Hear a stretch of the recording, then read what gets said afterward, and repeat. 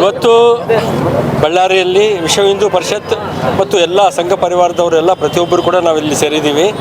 ಒಂದು ದೊಡ್ಡ ಪ್ರತಿಭಟನೆ ಮಾಡ್ತಾ ಇದ್ದೀವಿ. ಯಾಕೆ ಅಂತಂದರೆ ನಮ್ಮ ಸಿದ್ದರಾಮಯ್ಯನವರ ಸರ್ಕಾರ ಇವತ್ತು ನಾವೇನು ಭಾರತೀಯ ಜನತಾ ಪಾರ್ಟಿ ಅಧಿಕಾರದಲ್ಲಿದ್ದಾಗ ಗೋ ರಕ್ಷಣೆ ಮತ್ತು ಗೋ ಸಂರಕ್ಷಣೆ ಮತ್ತು ಗೋನ ಹತ್ಯೆ ಮಾಡೋದನ್ನು ನಿಷೇಧ ಮಾಡಿದ್ದೀವೋ ಅದಕ್ಕೆ ತಿದ್ದುಪಡಿ ತಂದು ಮತ್ತು ಗೋ ಹತ್ಯೆ ಮುಂದುವರಿಲಿ ಅನ್ನೋ ಒಂದು ಉದ್ದೇಶದಿಂದ ಇವತ್ತು ಒಂದು ಮಸೂದೆಯನ್ನು ತರ್ತಾ ಇದ್ದಾರೆ.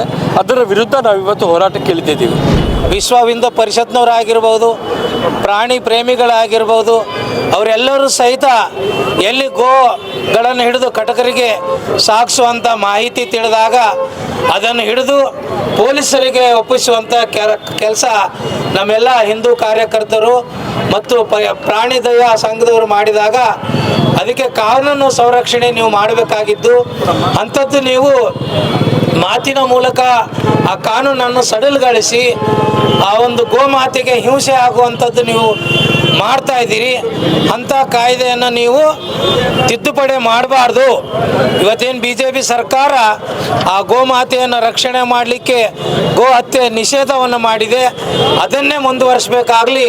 ಅದೇನಾದರೂ ಮಾಡಿದ್ರೆ ಭಾಳಷ್ಟು ಉಗ್ರವಾಗಿರ್ತಕ್ಕಂಥ ಹೋರಾಟವನ್ನು ಭಾರತದಲ್ಲಿ ನಡೆಯುತ್ತೆ.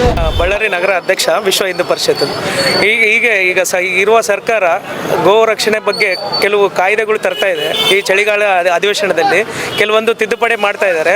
ಅವು ಕೆಲವೊಂದು ತಿದ್ದುಪಡಿ ಮಾಡಿದ್ರೆ ಈಗ ಆಲ್ರೆಡಿ ಅಕ್ರಮವಾಗಿ ಕೆಲವೊಂದು ಹೋಗ್ತಾ ಇದೆ, ಗೊತ್ತಿಲ್ಲದಂಗೆ ವಿಶ್ವ ಹಿಂದೂ ಪರಿಷತ್ತಿಗೆ ಯಾರು ಗಮನಕ್ಕೆ ಇಲ್ದಂಗೆ ಹೋಗ್ತಾ ಇದೆ. ಇನ್ನು ಅದು ಹೆಚ್ಚಾಗಿ ಮಾಡುತ್ತಾರೆ ಅಂತೇಳಿ ನಾವು ಇದು ಹೋರಾಟ ಮಾಡೋಕ್ಕೆ ಬಂದಿದ್ದೀವಿ.